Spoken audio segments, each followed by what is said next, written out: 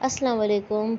कैसे हैं आप सब स्टूडेंट। तो आज हम business communication report writing start कर रहे हैं। ये business communication report writing third subject है OL लेवल 1 का, ऑपरेशनल लेवल 1 का। मैं आपको ये बता दूं कि एग्ज़ाम किस तरह से आते हैं बिज़नेस कम्युनिकेशन रिपोर्ट राइटिंग के। इसका BCRW भी इसको कहा जाता है बाय द वे। तो मैं इसके आउटलाइन बता देती हूँ एग्ज़ाम के कि किस तरह से आता है। इसमें 30 MCQs आते हैं और 8 MTQs आते हैं। 30 MCQs जो है इस तरह से आते हैं कि एक MCQ का 2 मार्क्स होते हैं, एक MCQ के 2 मार्क्स होते हैं। तो इस तरह से 60 मार्क्स हो जाएंगे। और MTQ मतलब डिस्क्रिप्टिव क्वेश्चन आएगा जो कि 5 मार्क्स का होता है। हर एक MTQ 5 मार्क का होता है, जो कि हमें 80 to 100 वर्ड्स का लिखना पड़ता है। 80 to 100 वर्ड्स होने चाहिए, वरना जो है कॉन्साइज मैनर में होना चाहिए, वरना जो है आपका कट कर दिया जाता है।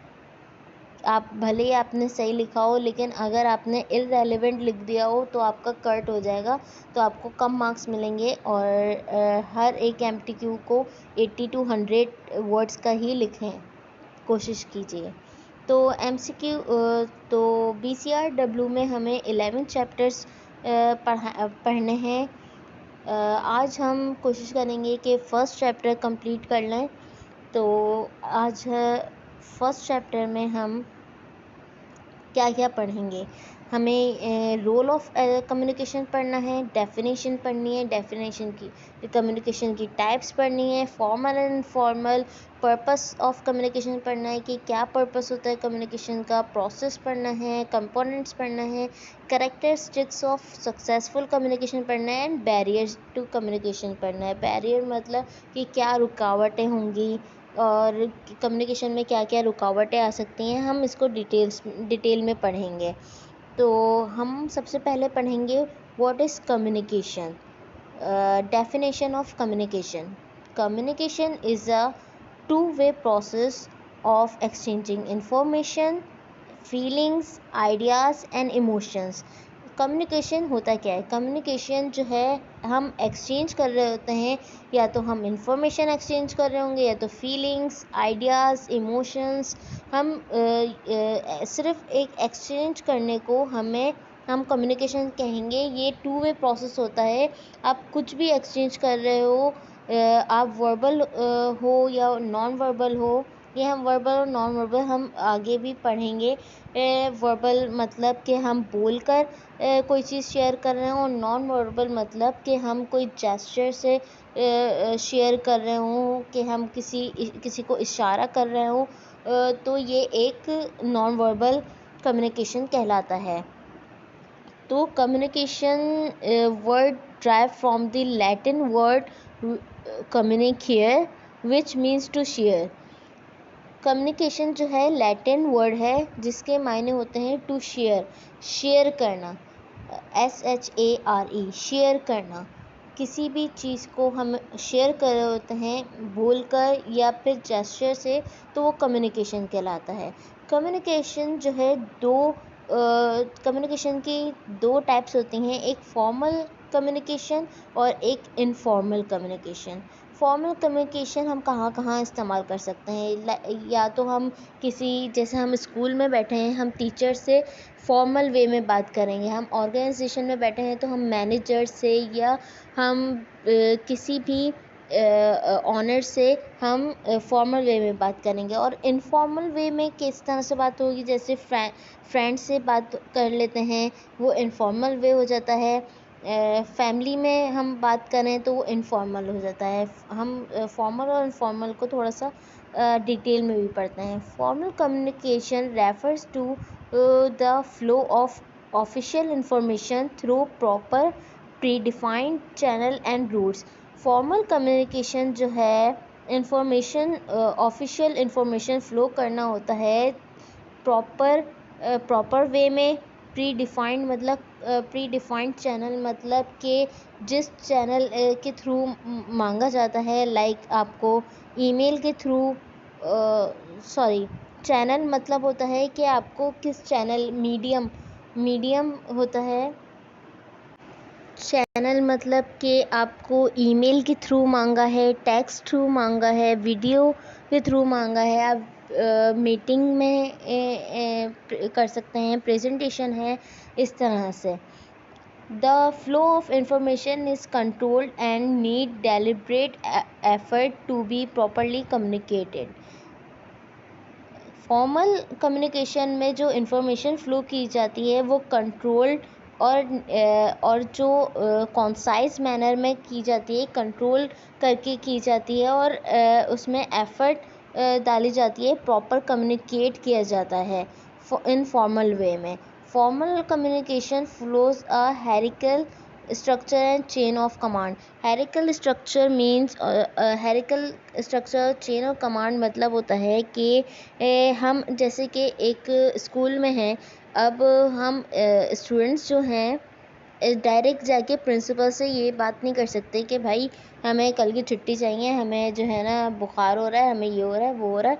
तो हम जो है फॉर्मल वे हायरार्किकल स्ट्रक्चर के वे में जाकर जो है हम सबसे पहले हम टीचर के पास जाएंगे, वो बोलेंगे कि आप जो है हमारे एचओडी के पास जाएं। एचओडी जो है प्रॉपर सारी चीज़ें देखेंगे। आप प्रिंसिपल के पास जाएंगे तो प्रिंसिपल बोलेंगे जाके टीचर से बात करो। ये एक मतलब हेरिकल स्ट्रक्चर होता है। जैसे कि ऑर्गेनाइजेशन में एम्प्लॉय जो है मैनेजर के पास जाएगा कि मुझे छुट्टी चाहिए। अगर मैनेजर को छुट्टी चाहिए तो मैनेजर एम्प्लॉय के पास थोड़ी ना आएगा, मैनेजर जो है अपने ऑनर के पास जाएगा। तो इस तरह से स्ट्रक्चर बाय स्ट्रक्चर जो है वे में जो है कम्युनिकेट किया जाता है फॉर्मल कम्युनिकेशन में, फॉर्मल वे में। और इनफॉर्मल कम्युनिकेशन क्या होता है, अब हम इनफॉर्मल कम्युनिकेशन को पढ़ लेते हैं। Informal communication moves freely within the organization, is not bound by predefined channel and communication roots.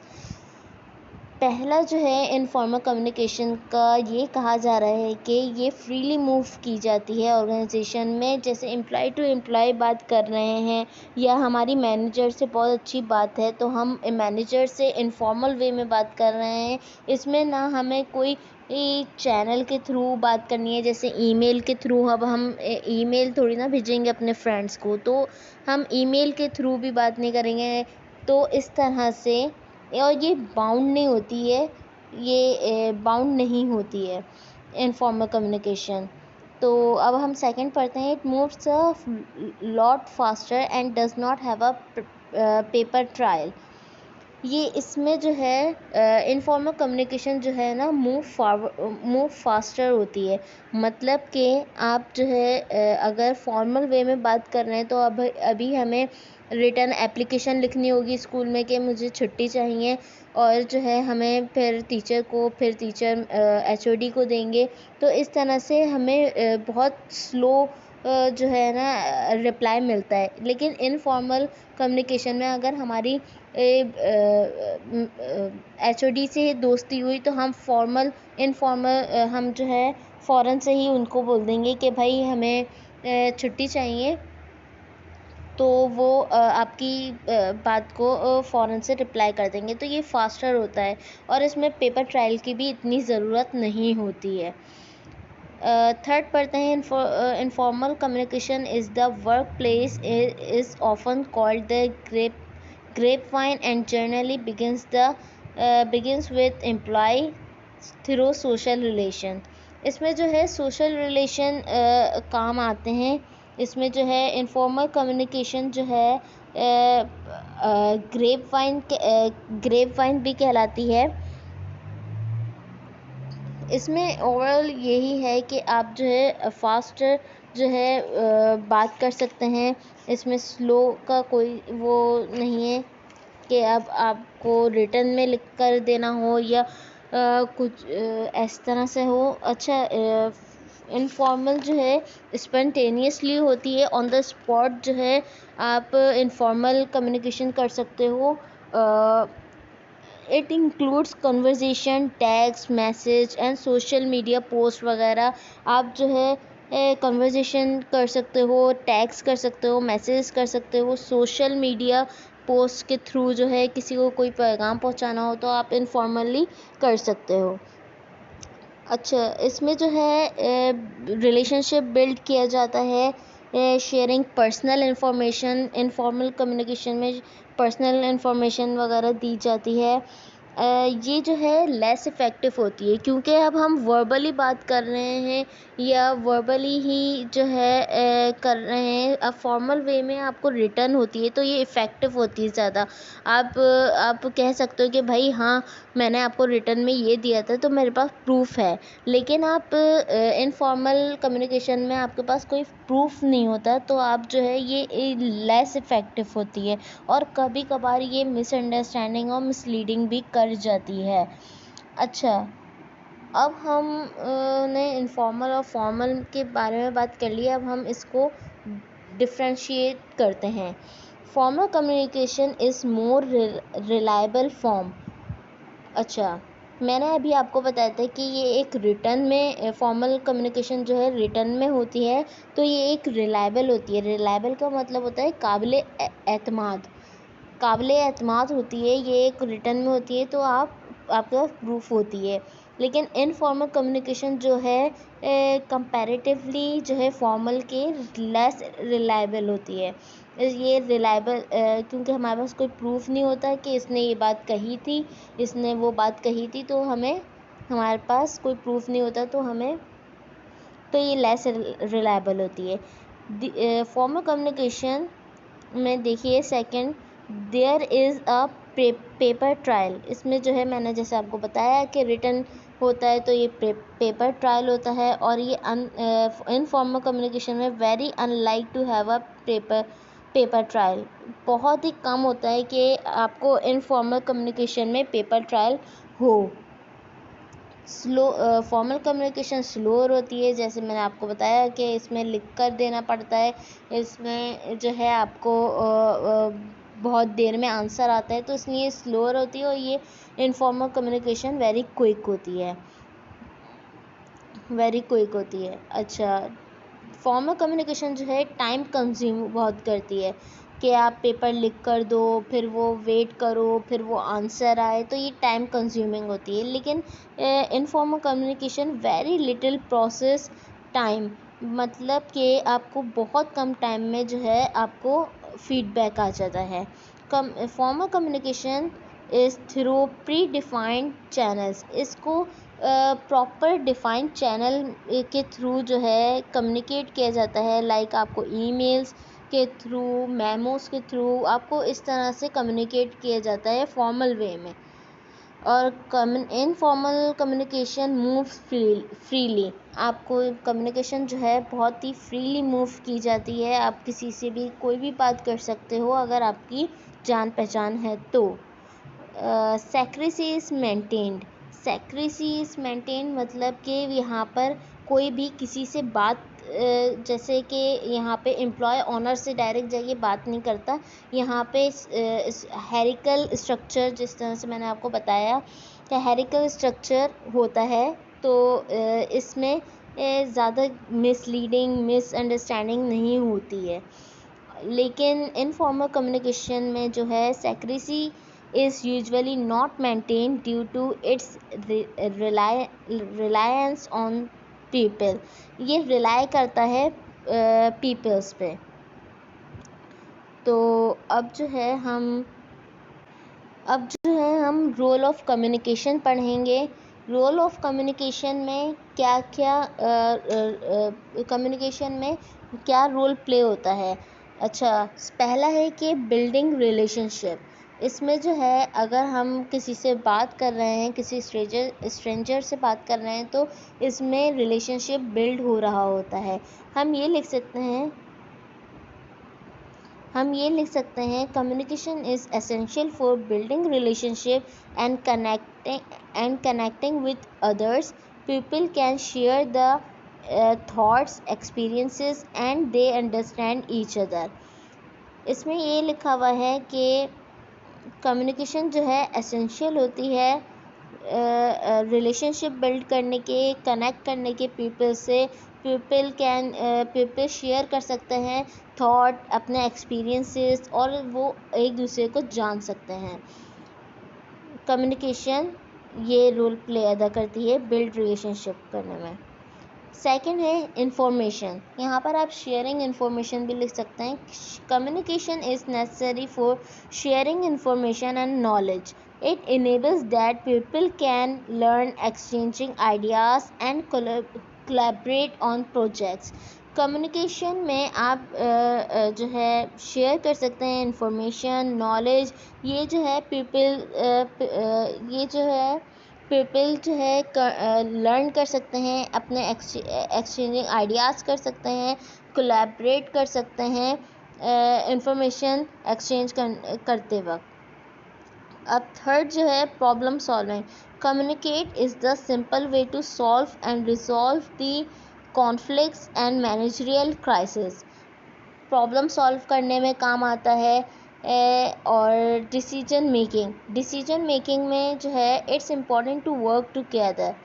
Communication can identify the issues, brainstorm solutions and reach consensus.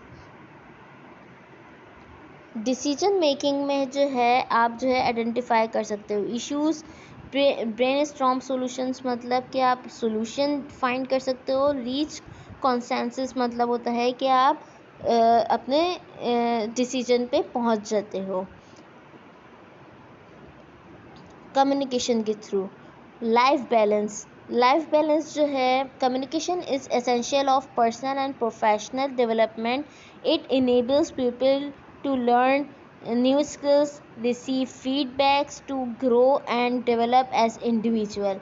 Life balance में जो है ये बताया जा रहा है कि कम्युनिकेशन जो है आपके प्रोफेशनल और पर्सनल दोनों में काम आती है। ये आपको न्यू स्किल्स लर्न करवाती है, फीडबैक रिसीव होता है, आप अपने पर्सनल रिलेशनशिप को ग्रो कर सकते हो, आप ग्रो और डेवलप कर सकते हो। Advocacy. Communication advocates for social justice and change. It enables people aware of issues, mobilize support and effect the positive change. Advocacy में ये बताया जा रहा है कि कम्युनिकेट करके आप सोशल जस्टिस को और सोशल जस्टिस से अवेयर हो सकते हो, इश्यूज से पीपल अवेयर हो सकते हैं, इश्यूज से सपोर्ट मिल सकती है, एक पॉजिटिव चेंज आ सकता है एक कम्युनिकेशन करने से। अभी हमने डेफिनेशन पढ़ ली, फॉर्मल एंड फॉर्मल पढ़ लिया, रोल ऑफ कम्युनिकेशन पढ़ लिया। अब हम पढ़ेंगे पर्पस ऑफ कम्युनिकेशन। ये बहुत बड़ा लिखा हुआ है और इसमें एक ही बात बार बार लिखी हुई है, इसलिए मैंने आपको शॉर्ट करके समझाया कि क्या क्या होता है। पर्पस क्या होता है कम्युनिकेशन करने का? या तो आप किसी को इन्फॉर्मेशन एक्सचेंज कर रहे हो, या तो एडवाइस कर रहे हो, किसी को काउंसलिंग कर रहे हो, सजेस्ट कर रहे हो। अच्छा, सजेस्ट और एडवाइस में बहुत फ़र्क होता है। एडवाइस मतलब होता है कि कोई एक्सपीरियंस पर्सन या आपका कोई एल्डर जो है आपको एडवाइस कर रहा हो कि भाई CMA कर सकते हो। ACCA में बहुत टाइम लग सकता है, CMA में इतना टाइम नहीं लग सकता। जो एक्सपीरियंस होगा वो आपको गाइड करेगा। और सजेस्ट में ये होता है कि आप उसकी बात मानो या ना मानो, कोई भी किसी का भी ओपिनियन होता है कि भाई आप CMA कर सकते हो, आप ACCA कर सकते हो। आप इस तरह से जो है सजेस्ट कर रहा हो, अब आप उसकी बात मानो या ना मानो वो इतना फ़र्क नहीं पड़ता। अच्छा, आप किसी को मोटिवेट कर रहे हो तो ये पर्पस हो सकता है कम्युनिकेट का।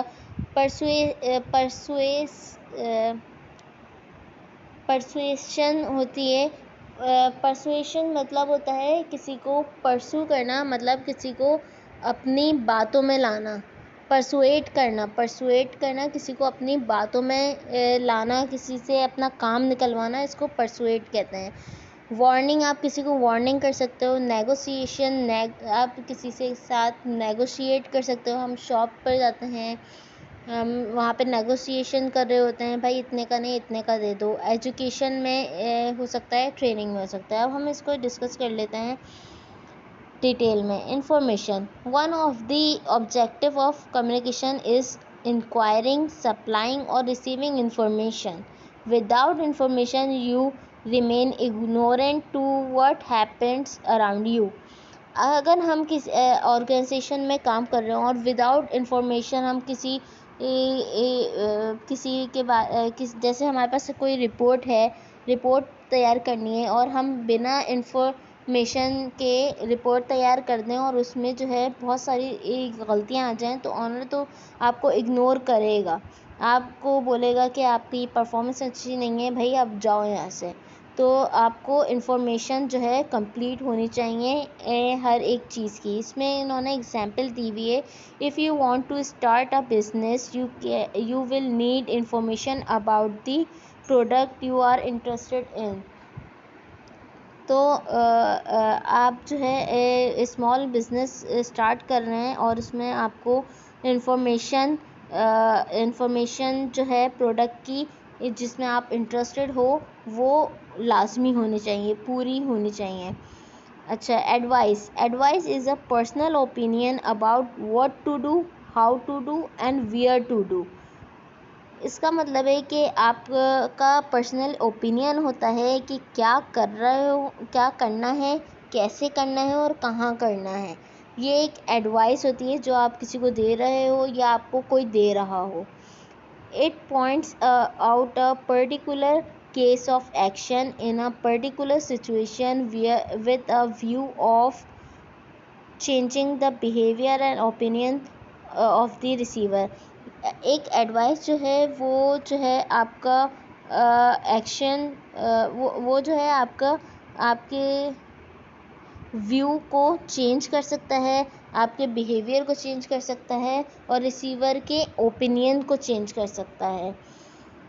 अच्छा, counselling seems like advice but counselling is with professional touch. अच्छा, हम ये छोटा इसलिए कर रहे हैं क्योंकि हमें जो है जस्ट 80 to 100 मार्क्स का लिखना है, हमें ज़्यादा बड़ा नहीं लिखना है। अगर हमने ज़्यादा बड़ा लिखा तो हमारे जो एग्ज़ामिनर हैं वो आपका इररेलेवेंट जो भी होता है वो आपका कट कर देते हैं, या तो आपको 1 मार्क या 2 मार्क्स दे देते हैं। तो हमें कोशिश करनी है कि 80 to 100 वर्ड्स का ही एक डिस्क्रिप्टिव लिखें, MTQ लिखें।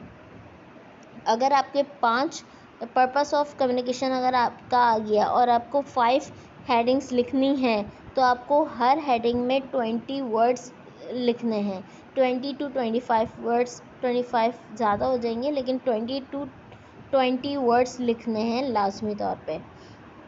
अच्छा, counselling seems like advice but counselling is with professional touch by a man with greater knowledge and skill. Counselling क्या होती है? काउंसलिंग वो होती है कि ये प्रोफेशनल टच हो जाता है काउंसलिंग में, कि आपको वो एडवाइस कर रहा होता है कि आप किस सब्जेक्ट में या किस चीज़ में जो है इन्वेस्ट करो अपनी मनी, या किस सब्जेक्ट में आप जो है लो आपकी अकाउंटिंग अच्छी है तो आपको ACCA CA या फिर CMA करना चाहिए। तो इस तरह से ये काउंसलिंग कहलाती है। Suggestion is an important object of communication. ये लिखना इतना इम्पॉर्टेंट नहीं है, हम लिखेंगे suggestions are the proposals by subordinates flowing upward to the management. Through suggestion the management comes to know the grievance का मतलब होता है शिकायतें, grievance and problems of employees and can think over them before they protest or agitate. Sometimes their suggestions help in improving some business affair. Suggestion का इन्होंने management और organisation की example दी हुई है। सजेशन एक, मैंने आपको जैसे बताया था पहले कि एक तरह का एडवाइस के थ्रू ही होती है। एडवाइस जो है कोई एक्सपीरियंस इंसान कर रहा होता है, सजेशन जो है किसी का एक अपना ओपिनियन हो सकता है। The management comes to know the, अगर मैनेजमेंट जो है ये लिखा हुआ, the management comes to know the grievance and problems of employees and can think over them, अगर मैनेजमेंट को पता चले कि आप की कोई शिकायत है या आप एम्प्लॉयज़ की कोई शिकायत है या प्रॉब्लम है, तो वो उस पर सोचती है बिफोर के वो प्रोटेस्ट करें, और समटाइम्स वो सजेस्ट भी करती है हेल्प को कि बिजनेस के जो अफेयर्स होते हैं वो इम्प्रूव रहें। Order an order is the directive issued by the higher authorities to subordinates specifying to do or to restrain from doing some action। Order जो है आपको कोई इसमें लिखा हुआ है कि डायरेक्टिव जो है हायर अथॉरिटीज़ जो हैं सब ऑर्डिनेट को जो है ऑर्डर करती है कि भाई ये करना है आपने लाजमी तौर पर, और हम सब सबऑर्डिनेट जो है एम्प्लॉय को भी कहते हैं, तो सबऑर्डिनेट को वो करना लाजमी होता है। हम किसी को मोटिवेट कर रहे हों, motivation inspired and argues a man to work and proceed to the organization goal। Organisation goal को अचीव करने के लिए हम किसी को मोटिवेट कर रहे हो कि भाई ये तुम कर सकते हो, तुम्हारे लिए ये बहुत आसान होगा। हम इस तरह के वर्ड्स हम फ्रेंड्स में यूज़ कर रहे होते हैं। तो मैनेजर्स जो हैं आपको बोल रहे होते हैं कि भाई ये तुम प्रेजेंटेशन हम अगर फर्स्ट टाइम दे रहे हो किसी ऑर्गेनाइजेशन में, तो वो बोलेंगे कि भाई अब वो मोटिवेट करेंगे। अगर कोई अच्छा मैनेजर होगा तो वो आपको मोटिवेट करेगा कि हाँ तुम कर सकते हो, तुम इसको ज़रूर करो। परसुएशन मैंने जैसे आपको बताया था, किसी को परसुएट करना, किसी को अपने अंदर इन्फ्लुएंस करना। Persuasion is an act of influencing to change one's behavior, thinking, feelings or belief। किसी की भी वन पर्सन को का बिहेवियर जो है चेंज करना, सोचने का तरीका चेंज करना, फीलिंग्स चेंज करना। Through effective persuasion people can change themselves. Effective persuasion जो है ये होती है कि इंसान जो है चेंज होने लगता है, आपके बातों में आ जाता है। परसुएट करना मतलब होता है किसी को अपने वक़्त में करना। अच्छा, वो 8 है वार्निंग जो है हम किसी को किसी चीज़ की वार्निंग दे रहे हो, भाई देखो ये डेडलाइन है, आपको इससे पहले ये देना होगा वरना हम आपको निकाल देंगे। ये एक तरह की वार्निंग हुई। Warning is informing about the unpleasant consequences if certain course of action is not giving up or change। जैसे कि मैंने आपको बताया कि हम किसी को वार्निंग दे रहे हों किसी भी एक्शन को करने के लिए। तो negotiating is a sort of compromise or agreement in negotiation, two or more parties discuss the proposal regarding specific people to find an acceptable agreement। अच्छा, नेगोशिएशन जो होता है आपका कॉम्प्रोमाइज़ होता है, एक एग्रीमेंट होता है जो कि आप टू पार्टीज़ जो हैं एक प्रपोज़ल पे डिस्कस कर रहे हो, स्पेसिफिक प्रॉब्लम पे डिस्कस कर रहे हो, और वो लास्ट में जो है एक्सेप्ट हो जाए एग्रीमेंट, या फिर नेगोशिएट हो जाए, तो कॉम्प्रोमाइज़ करना है, तो उसको नेगोशिएशन कहते हैं। Education is one of the most important objective of communication. Education is not merely for students, rather the executives, the employee of the companies need education and training। Executive इसमें बताया जा रहा है कि एजुकेशन जो है बहुत मोस्ट इम्पॉर्टेंट ऑब्जेक्ट है कम्युनिकेशन का स्टूडेंट्स के लिए ही नहीं बल्कि एग्जीक्यूटिव्स, एम्प्लॉयज़ एग्जीक्यूटिव के लिए भी, एम्प्लॉयज़ के लिए भी, कंपनी के कि वो एजुकेशन लें और फिर ट्रेनिंग भी करें। तो ट्रेनिंग भी एक आ जाएगी। एजुकेशन एंड ट्रेनिंग के कम्युनिकेशन करने से आपको एजुकेशन भी की भी नीड होती है और ट्रेनिंग की भी नीड होती है। कम्युनिकेशन जो है एक मेन ऑब्जेक्टिव है। अच्छा, ये हमने पढ़े हैं पर्पस ऑफ कम्युनिकेशन। अब हम पढ़ेंगे process of communication. Process of communication क्या है कि हम किस प्रोसेस से, क्या स्टेप्स होते हैं बात करने के, क्या प्रोसेस होता है। Formation the process of communication requires the following 6 steps. अच्छा, MCQ आता है how many process of communication. MCQs के थ्रू कम्युनिकेशन जो है 5 स्टेप्स होते हैं। 5 स्टेप्स कौन कौन से होते हैं? Formation of an idea, encoding, transmission, decoding, response. तो ये 5 होते हैं। तो ये 5 होते हैं कि प्रोसेस ऑफ कम्युनिकेशन के ये आता है MCQs। तो MCQs में 5 होते हैं। बाकी आप डिस्क्रिप्टिव में आप 6 लिखना चाहें 6 लिख सकते हैं, 7 लिखना चाहें 7 लिख सकते हैं। तो ये तीनों जो होते हैं वो सेंडर्स एक्टिविटी होती है और ये तीनों जो होते हैं वो रिसीवर एक्टिविटी है। सेंडर कौन होता है? सेंडर कौन होता है?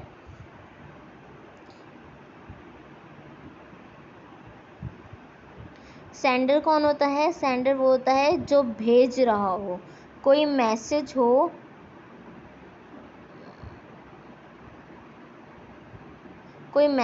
वो भेज रहा हो रिसीवर को। रिसीवर कौन होता है? जो मैसेज रिसीव कर रहा हो। सॉरी, गलत लिख दी मैंने। जो मैसेज रिसीव कर रहा हो।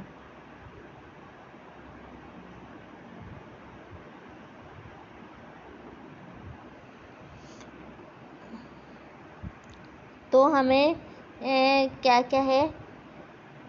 Formation of an idea. Formation of an idea का मतलब होता है आप कोई आइडिया को अपने दिमाग में फॉर्म कर रहे हो या डेवलप कर रहे हो, तो उससे फॉर्मेशन ऑफ एन आइडिया कहते हैं। ये सेंडर्स इक्विटी है।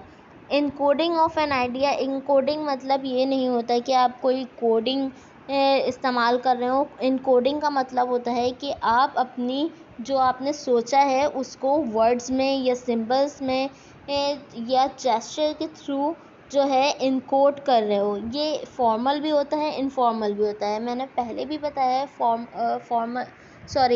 इनफॉर्मल, फॉर्मल नहीं, वर्बल और नॉन वर्बल। मैंने आपको पहले भी बताया है वर्बल कम्युनिकेशन और नॉन वर्बल कम्युनिकेशन के बारे में। वर्बल कम्युनिकेशन जो है वर्ड्स के थ्रू हो रही होती है और नॉन वर्बल कम्युनिकेशन जो है जेस्चर के थ्रू हो रही होती है। अब हमने एक आइडिया फॉर्म कर लिया अपने दिमाग में, तो उसको हमने वर्ड्स में या अपने जेस्चर में जो है उसको इनकोड करेंगे। उसके बाद ट्रांसमिशन होती है।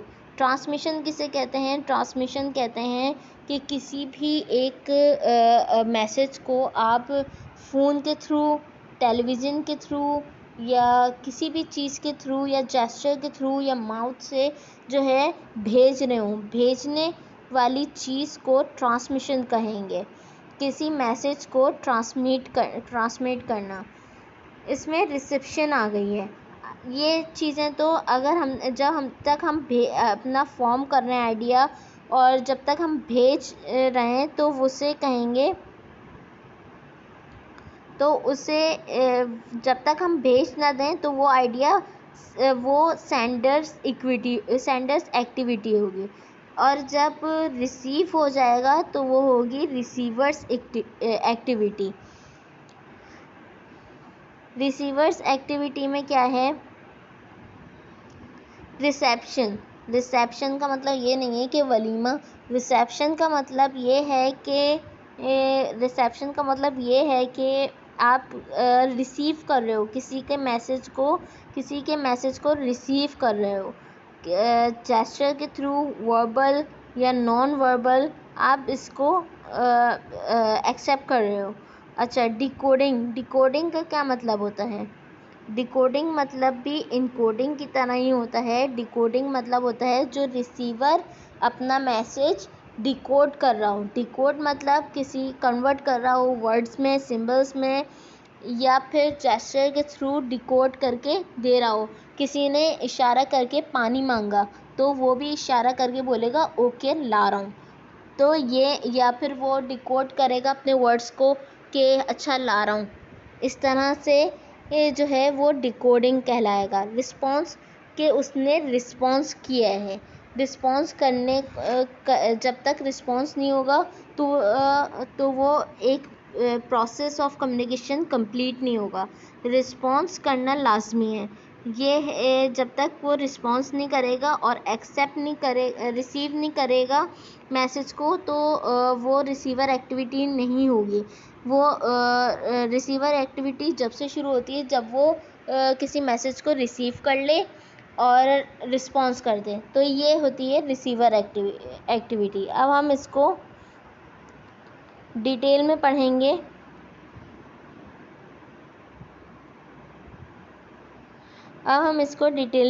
कि क्या क्या होता है। Formation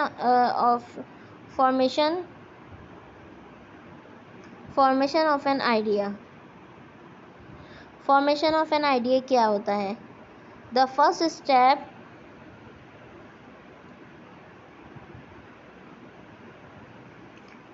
step is the process of communication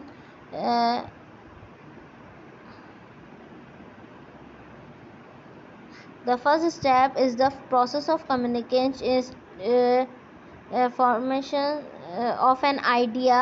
In this step, the senders form an idea which he wishes to communicate to the receiver. They consist of the basic context of the message. For an effective expression of thought, the sender should have pre-planned ideas in his mind. मैंने आपको पहले ही बता दिया है कि formation of an idea जो है, format करना है, प्री प्लान करना है अपने आइडिया को या इन्फॉर्मेशन को या किसी भी चीज़ को जो है प्री प्लान फॉर्म करना, डेवलप करना अपने माइंड में, उसको फॉर्मेशन कहलाता है। अच्छा, डिकोडिंग क्या होता है? इनकोडिंग क्या होता है? Encoding is a conversion of message ideas and symbols into symbols. In this step, messages are composed of symbols and understandable for both for sender and receiver. Encoding therefore including the conversion of an idea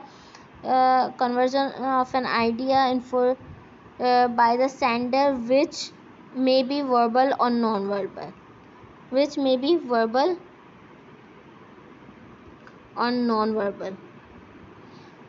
अच्छा, encoding जो होता है वो मैंने आपको बताया था कि मैं किसी भी मैसेज को जो है अपने सिंबल्स में करना और मैसेज को ताकि सेंडर और रिसीवर दोनों अंडरस्टैंड कर सकें उस सिंबल को कि ये क्या है, तो इसको कहेंगे इनकोडिंग जो है वर्बल भी हो सकती है और नॉन वर्बल भी हो सकती है, जैसे कि मैंने आपको बताया था। Transmission is the sending out the messages. इसको हम थोड़ा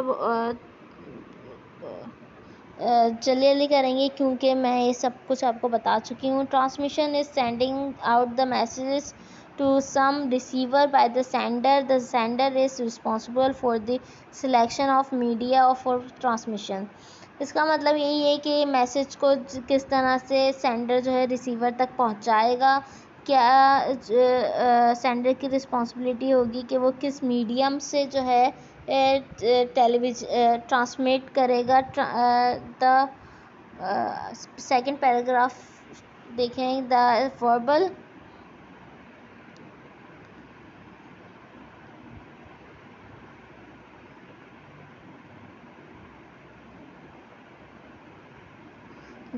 चैनल में include internet, radio, television, cinema, magazine, newspaper.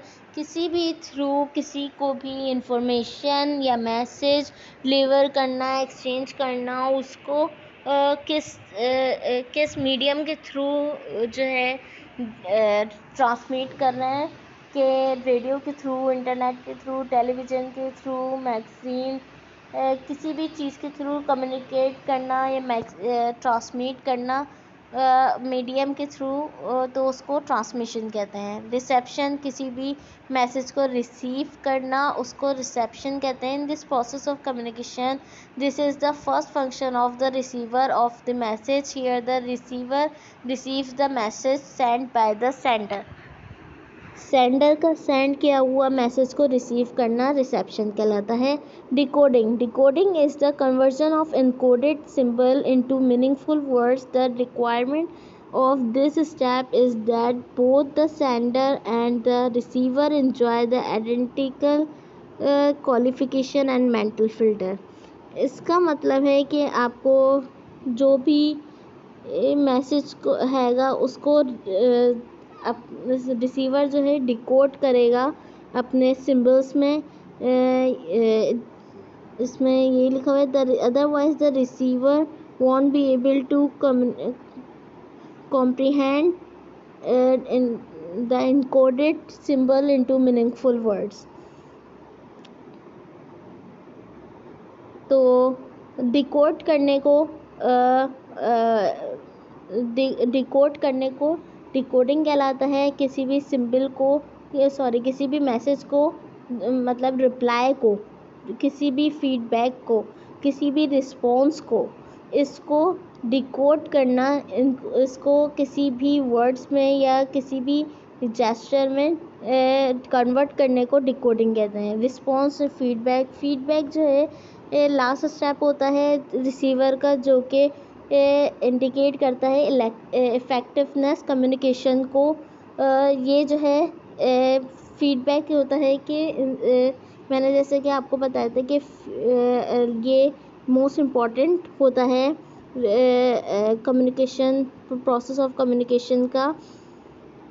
Process of communication बहुत इम्पॉर्टेंट का लास्ट स्टेप बहुत इम्पॉर्टेंट होता है, क्योंकि इससे पता चलता है कि हाँ ये इफ़ेक्टिव कम्युनिकेशन हुई है।